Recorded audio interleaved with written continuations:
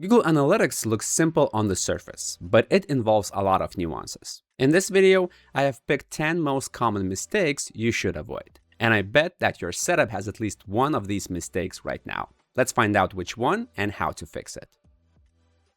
The first thing that you must do every time you create a new Google Analytics property is to set data retention.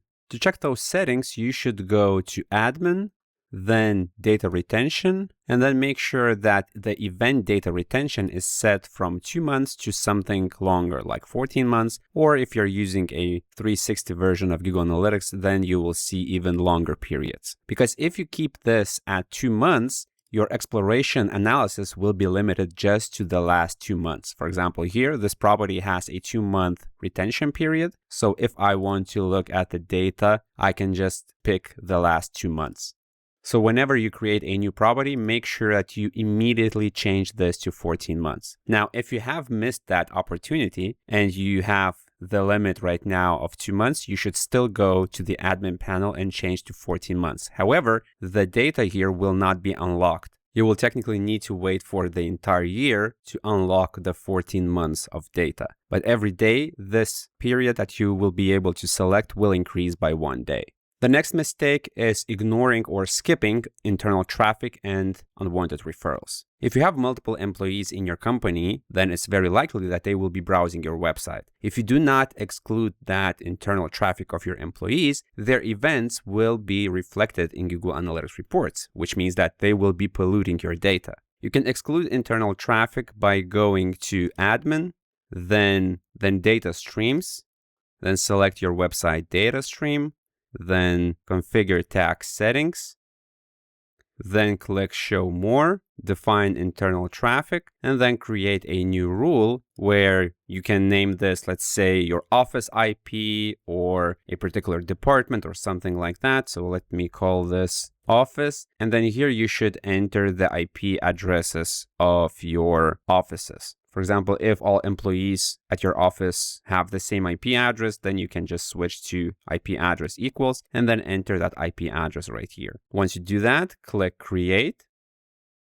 In fact, I already have an internal traffic rule, so I will keep using that. So this is half of the job. The next part is to go to the admin section, then data filters, then go to internal traffic filter, and make sure to set this to active and then save. This will activate the filter and it will exclude all data coming from those particular IP addresses. Then there are unwanted referrals. A referral is a website from which visitor comes to your site. And in most cases, you want to see those referrals in reports. For example, if I go to reports in Google Analytics, then look for a traffic acquisition report.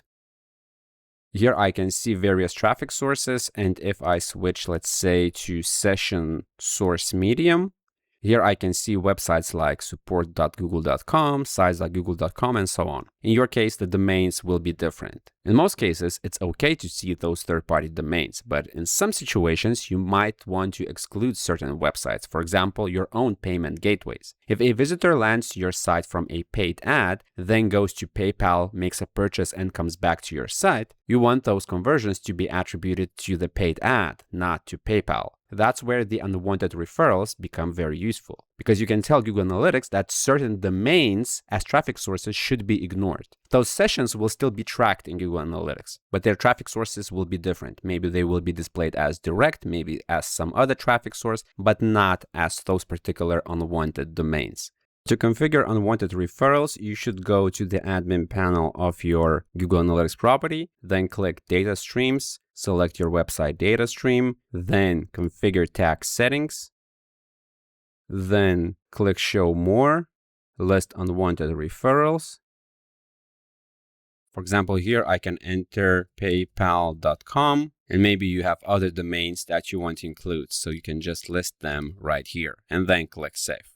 The next mistake is misunderstanding how Google Analytics attributes key events, conversions, and purchases. That's actually where a lot of Google Analytics users fall flat. Different Google Analytics reports attribute conversions differently, but one of the most popular examples is the traffic acquisition report. So in that report, here's a scenario what it would look like. Let's say that a visitor comes to your site from a paid search ad, let's say Google search. Then the next day, the user comes to your site from a paid Facebook ad. Then the next day, the user comes back to your site directly and then makes a purchase. Now, the question is, where will that conversion be attributed? Will it be attributed to direct, to ad on Facebook, or paid search ad? Actually, based on what I've seen, most people will say that the conversion will be attributed to direct, but that is not true. Google Analytics in the traffic acquisition report will attribute this conversion to the paid Facebook ad. In other reports, the attribution might be even different. So it's very important for you to understand how attribution works. There are different models in Google Analytics, and sometimes not everything is intuitive. So you should definitely spend more time learning this. Otherwise, you will be interpreting your data incorrectly. In fact, I talk a lot about attribution in my Google Analytics course. If you want to learn more about it, I will post a link to it below the video.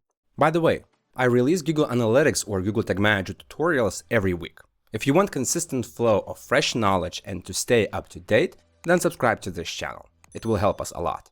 The next mistake is not connecting your Google Analytics to BigQuery. Even if you're not using BigQuery, or even if you don't know what it is, I would still recommend connecting it, because who knows what will happen in 1 year. And if in 1 year or 2 years or so you decide to start using BigQuery, you will already have a lot of raw data exported from Google Analytics to BigQuery. In a nutshell, BigQuery is a pretty advanced tool that allows you to query raw data from various sources. And in this case, it would be Google Analytics. So here's an example of a query that is looking for particular data. And then here is the output of that information. And then if you wanted, you could visualize this, let's say in Data Studio.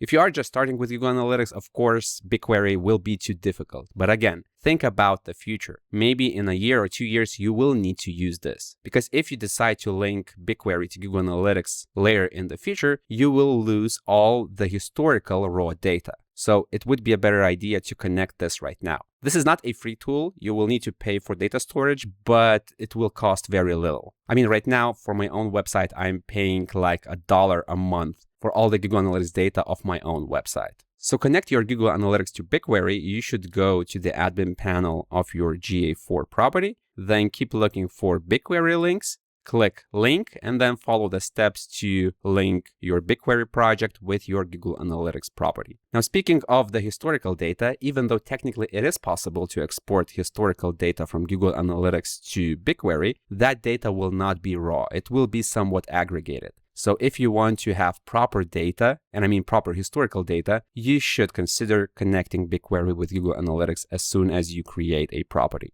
The next mistake is inconsistent UTM parameters. These parameters are very useful for marketers because marketers can decorate their various links of their ad campaigns. And then when a visitor lands on a page with these parameters in the URL, Google Analytics will read them and then attribute your campaigns to proper traffic sources. In fact, if you go to your Google Analytics property and then look at reports and traffic acquisition reports. Here, if you select the session source medium dimension, these represent UTM source and UTM medium. For example, this is the same as UTM source and this is as UTM medium. But what is important is that you must use consistent naming convention. That includes correct campaign names in your social media links, maybe your paid ads. Also, it means that uppercase and lowercase letters are treated differently by Google Analytics. Here's an example. We have UTM source and UTM medium, but here email is uppercase and this is lowercase. So instead of combining all these numbers into one proper row, Google Analytics now is displaying this same campaign as two separate rows in the report. And this makes the analysis more difficult. So make sure that your UTM parameters are consistent. In fact, there are even more ways and places where you might mess up your UTM parameter usage. So if you want to learn more about that, I have a blog post and I will post a link to it below the video. The next mistake is forgetting to register custom dimensions.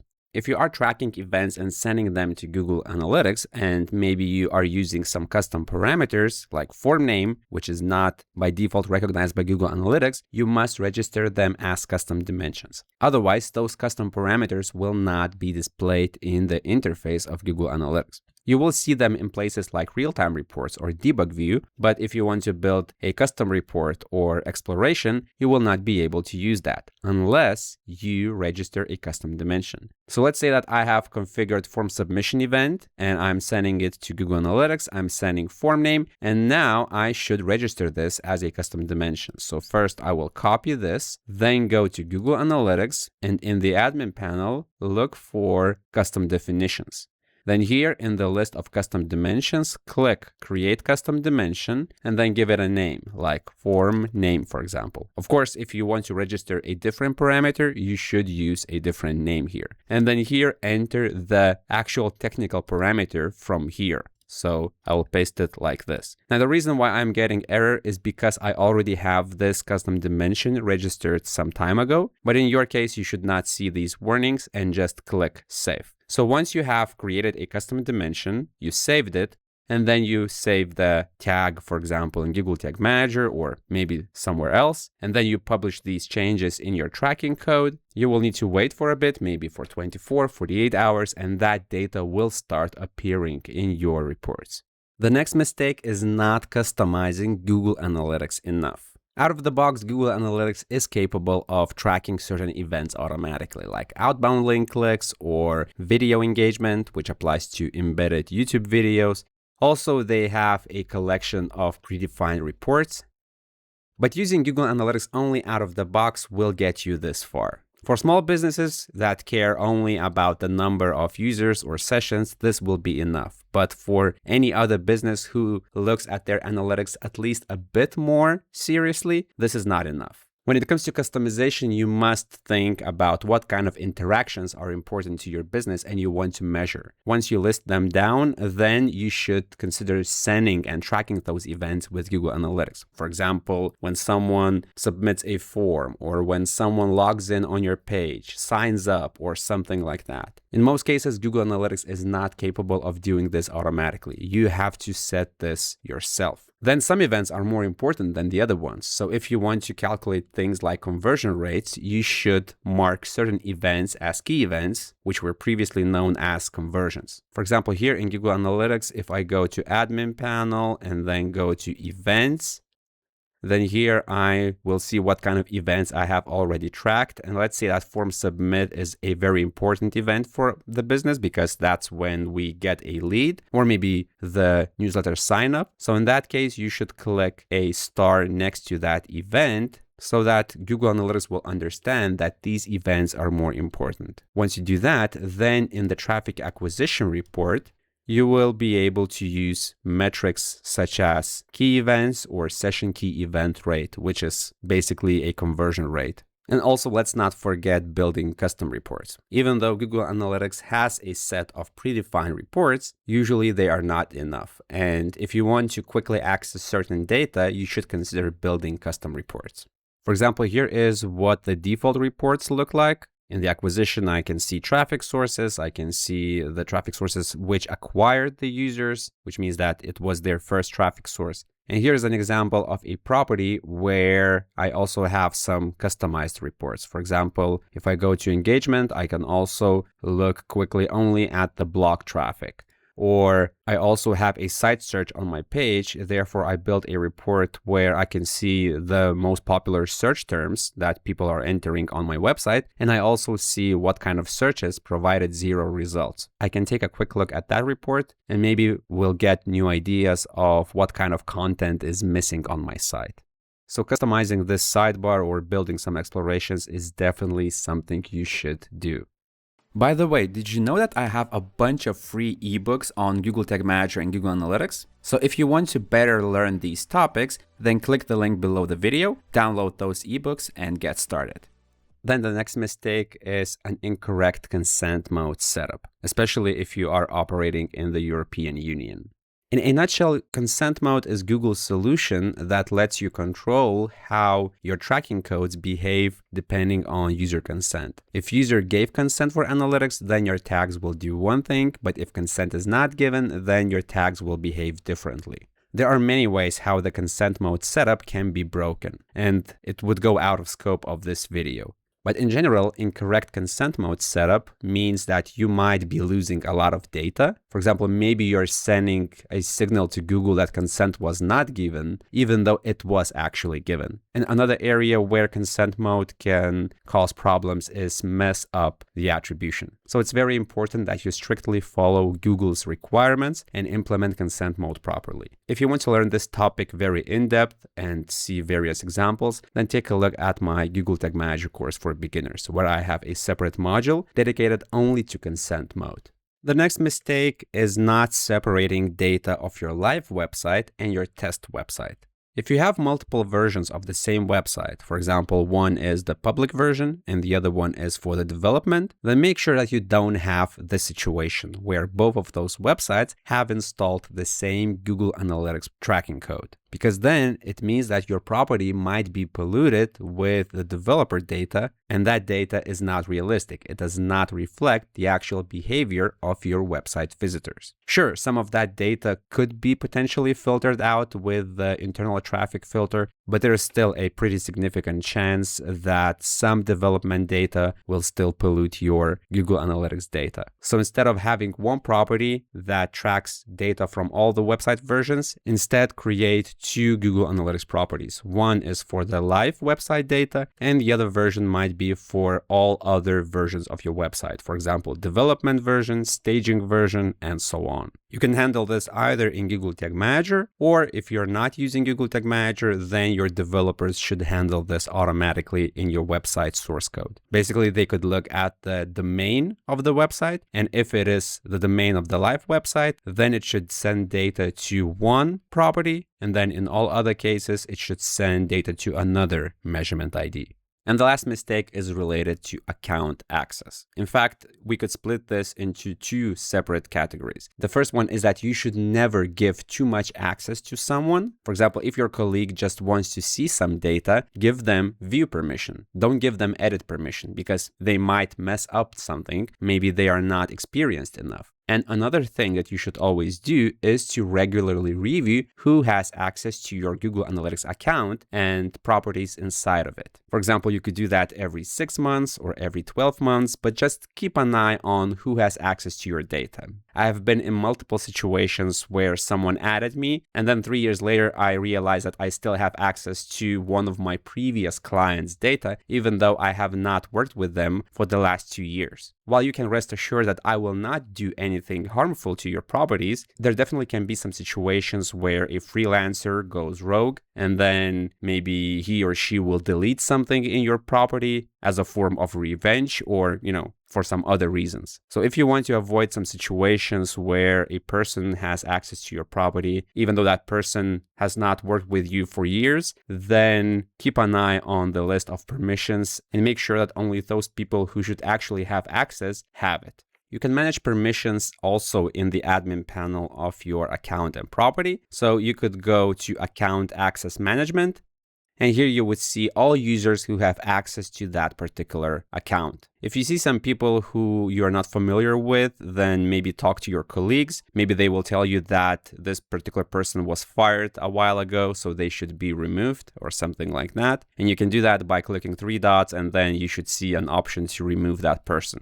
Also, let's take a quick look at what kind of permission levels are available in Google Analytics. So if I want to add a new user, I can click Add Users. Here I can enter email and then I can set the access. So if someone wants to see the data, it's enough for them usually just to have a viewer permission or analyst. If you want them to manage something, maybe change some settings, then they can be editor. But be very careful with giving administrator access because they will have full control of the account. Also, if you want, you can share access and let people see, let's say, traffic source data or number of users. But if you want, you can hide revenue metrics from them. So if you want, you can click this, and those people will not be able to see revenue numbers that are available in the property. So this is definitely useful if your numbers are more sensitive. And these were the top 10 Google Analytics mistakes you must avoid. If you found this video useful, hit the like button. That will help me understand what videos do you like and what should I create in the future. Also, if you want to learn more about Google Tag Manager or Google Analytics, then subscribe to this channel. My name is Julius, this is Analytics Mania, and I'll see you in the next video.